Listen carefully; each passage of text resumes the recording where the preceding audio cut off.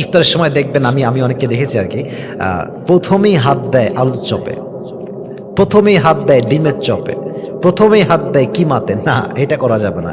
প্রথম হাত দিবেন আপনি খেজুরে। এটা হচ্ছে নবীজির সুন্নাহ। নবীজি সবসময় ইফতারের সময় কি আলুর চপ নিতেন না খেজুর নিতেন? খেজুর নিতেন। এই জন্য আমরা ট্রাই করবো সবসময় প্রথম শুরুই হবে আমাদের খেজুর দিয়ে। তারপরে আপনি পানি নেন, আপনি শরবত পান করেন, আপনি আলুর চপ নেন, ডিমের চপ নেন, that's not a big issue, but আপনি অবশ্যই শুরু করবেন খেজুর দিয়ে। রাজি আছেন তো ইনশাআল্লাহ? এবং তিনি এশারেও হাজির হয়েছেন। অতএব বোঝা গেল বেশি খাওয়া ইফতারের সময়। রাসূল সাল্লাল্লাহু আলাইহি ওয়াসাল্লাম বলছেন, তাজা খেজুর দিয়ে ইফতার করো, সম্ভব না হলে শুষ্ক খেজুর দিয়ে ইফতার করো। যদি সম্ভব না হয় তাহলে হাসাওয়াতিন, অঞ্জলিতে পানি নিয়ে ইফতার করো। পৃথিবীতে ইফতার করার জন্য আর কোনো যোগ্য জিনিস নেই।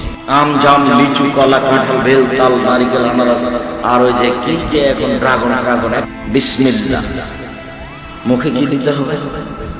তাজা খেজুর।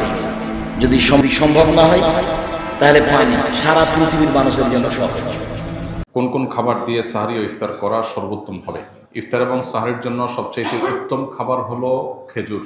নবী করিম সাল্লাল্লাহু আলাইহি সাল্লাম সাহরি সম্পর্কে বলেছেন, নি'মা সাহুরুল মুমিনি আত-তামার।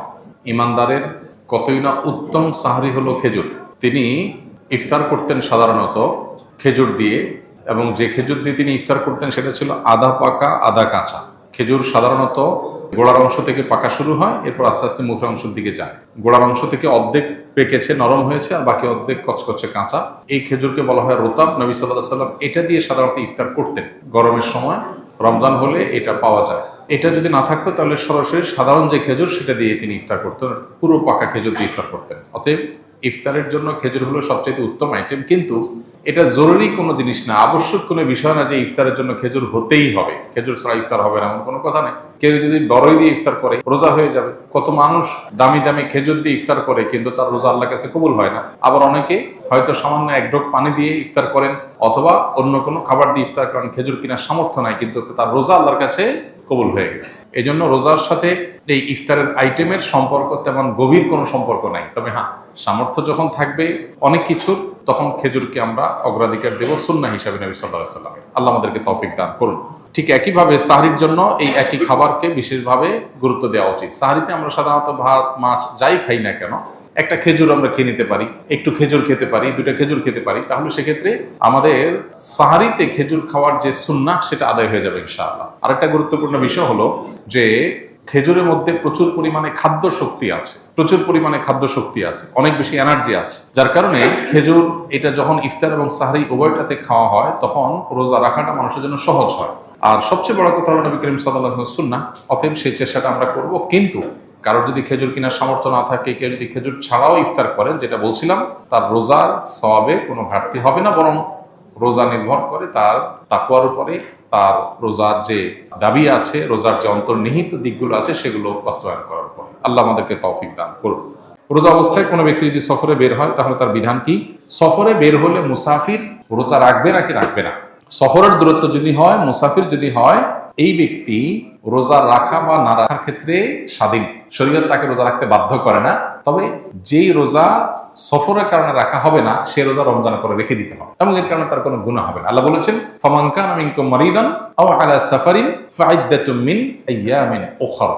যে ব্যক্তি অসুস্থ হবে, সফরে থাকবে, তার অন্য সময় রোজা রেখে দিলে সেটা তার জন্য রোজা হিসেবে যথেষ্ট হবে। তবে কেউ যদি সফরে তার কষ্ট না হয়, স্বাভাবিক, তাহলে তিনি রোজা রাখতে পারেন, রাখা ভালো।